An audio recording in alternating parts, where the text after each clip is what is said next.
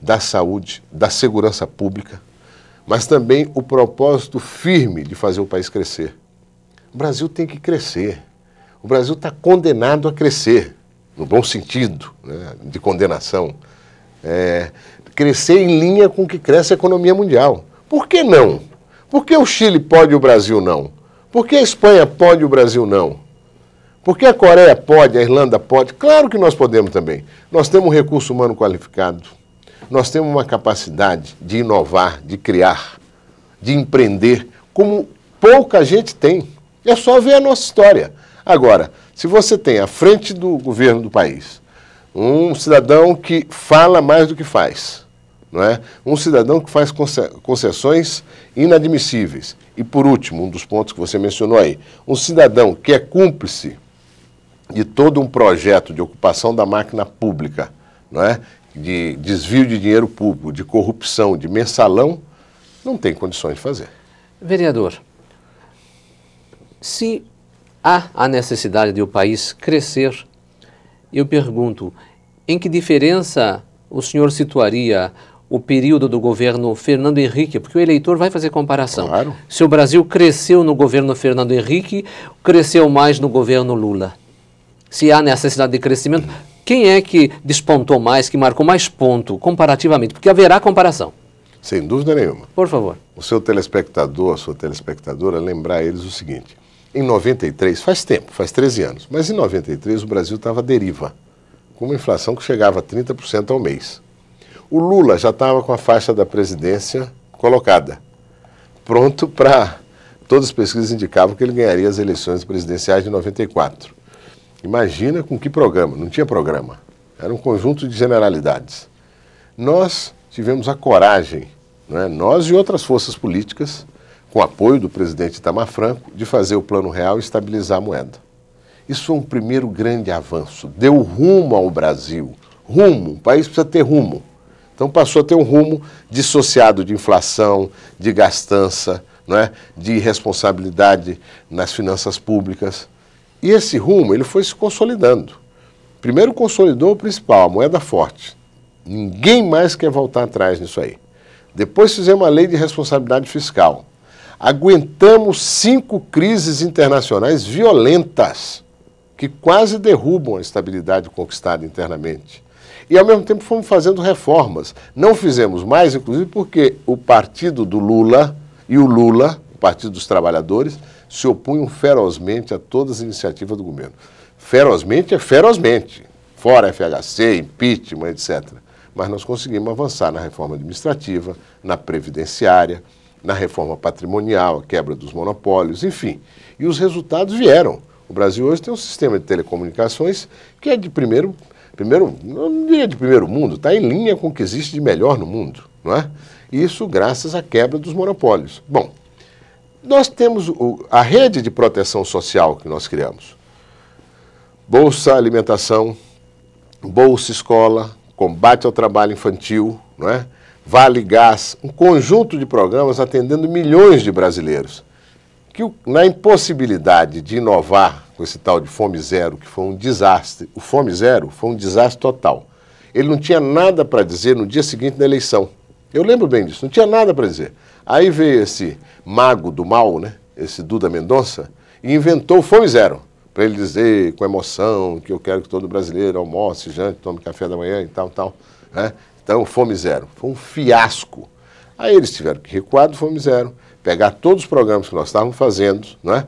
E transformá-los no Bolsa Família, com uma característica grave, dissociando o benefício de um compromisso da família com ter a criança na escola, enfim, que cria a possibilidade dessa família se emancipar. Então, não há nenhum problema, pode querer comparar, discutir governo Fernando Henrique, governo Lula, nós não temos nenhum problema com relação a isso. No próximo bloco, o vereador José Aníbal, que já foi candidato ao Senado em 2002 e teve mais de 5 milhões de votos. 5 milhões. E como vereador, nas eleições de 2004, ele foi mais votado da história do Brasil com 165 mil votos. Nas eleições ele vai explicar quem foi o criador do Bolsa Família, que parece que vai decidir as eleições presidenciais no Brasil.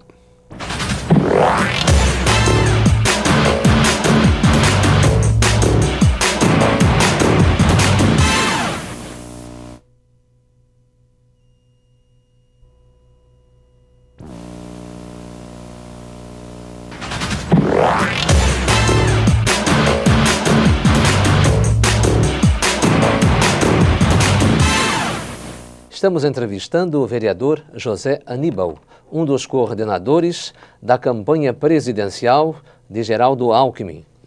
Vereador, o Bolsa Família foi criado pelo presidente Lula ou pelo governo anterior? A grande verdade é que hoje no Brasil, mais de 8 milhões de famílias estão recebendo mensalmente quase que R$100, um dinheiro que faz a solução de um problema imediatista, não é uma solução de governo, de geração de empregos, é a solução de mitigar fome. Isso não é positivo, mas parece que em termos eleitorais vai ser uma grande solução. Pois é, eu dizia que o Lula tentou o Fome Zero, anunciou, fez toda uma onda em torno do Fome Zero, foi um fiasco, um fracasso total. Então ele pegou os programas que tinham sido desenvolvidos no governo Fernando Henrique Cardoso e que beneficiaram 6 milhões, estavam beneficiando ao final do governo 6 milhões de famílias, agora são 8. Seria um absurdo que tivesse diminuído, ele aumentou. A fome também aumentou. Então são 8 milhões, mas no governo Fernando Henrique já eram 6 milhões. Só que eram programas Bolsa em Escola, Bolsa Alimentação, Combate ao Trabalho Infantil, tinha também o Vale Gás. Eram programas, no caso do Bolsa Alimentação, do Bolsa Escola, especialmente, associado e combate ao trabalho infantil, o benefício era dado desde que a criança estivesse na escola. O benefício era concedido desde que a criança deixasse de fazer trabalho infantil, de estar no trabalho. O lugar de criança é na escola. Quer dizer, havia uma ideia por trás do benefício, que é uma ideia que vai no sentido de fazer crescer a família, de oferecer oportunidade ao jovem. O que faz o atual governo? Ele dissocia o benefício de uma responsabilidade da família. E agora, para você ter uma ideia, o MST está pedindo 1.200.000 bolsas família. E aí virou realmente um jogo meramente de atendimento, né? Visando o proveito pessoal. Agora, primeiro, o que eu quero dizer, compromisso nosso, manter o programa, até porque os programas foram iniciados no nosso governo, no governo do PSDB. O governador, o Geraldo Alckmin, vai manter todos esses programas sociais, todos. Claro que sempre criando a oportunidade para que aquele benefício possa gerar um resultado melhor na família, educando os filhos, etc. Mas os benefícios serão todos mantidos e ampliados. Então, o Bolsa Família, ele é apenas, juntou-se, e usando o cadastro dos programas sociais da Rede de Proteção Social do governo Fernando Henrique. Muito bem. O presidente Lula, outro dia, num desabafo, pediu que o PSDB divulgasse no horário eleitoral todas as denúncias e acusações feitas a membros do PT e de seu governo nas diversas CPIs, achando que isso já torturou demais a população e em nada o desabonou. Qual a sua avaliação sobre essa opinião?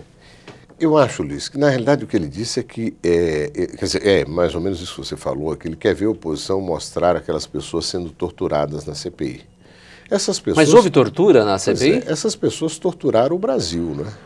Você vê como ele é falastrão, o presidente Lula, né? E é responsável ao dizer isso. Porque ele acabou estimulando aquele ataque, aquela agressão à democracia que foi o ataque à Câmara dos Deputados.